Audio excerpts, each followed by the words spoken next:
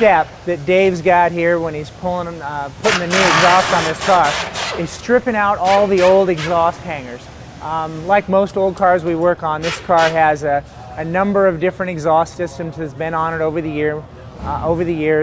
You know, a 75 Caprice wasn't really cool here until a few years ago. So most of the work that would have been done to this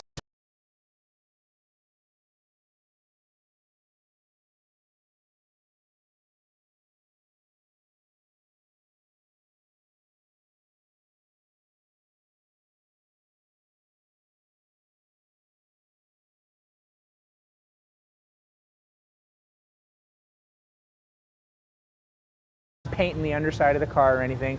So Dave's getting lots of dirt in his eyes. Now removing the hangers from the back of the car. You can see that this car is set up for the possibility of dual exhaust.